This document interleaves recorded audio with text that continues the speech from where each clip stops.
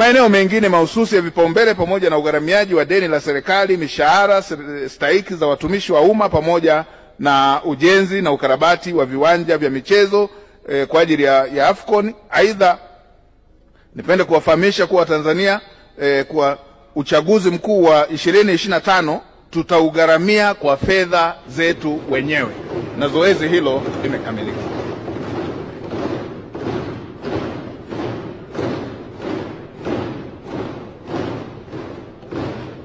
Mheshimiwa Spika, miradi mahususi ya maendeleo katika maeneo ya vipaumbele itakayotekelezwa na serikali katika bajeti ya mwaka 2025-2026 imeainishwa kwa kina katika hotuba iliyowasilishwa leo asubuhi na Mheshimiwa Profesa Kitila Alexander Mkumbo, kaka yangu, Waziri wa Nchi, Ofisi ya Rais, Mipango na Uwekezaji, alipokuwa akiwasilisha taarifa ya hali ya uchumi wa taifa kwa mwaka 2024 na mpango wa maendeleo wa taifa kwa mwaka 2025.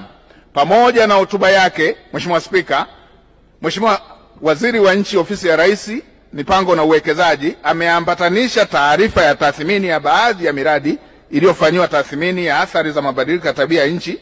Tathmini hii ilifanyika kwa lengo la kujiridhisha na uzingatiwaji wa masuala ya mazingira katika utekelezaji wa miradi. Nitumie fursa hii kulihakikishia bunge lako tukufu kuwa serikali imejipanga na itahakikisha upatikanaji wa fedha zote zilizoidhinishwa ili kuwezesha utekelezaji wa miradi ya maendeleo kwa wakati. Mheshimiwa Spika,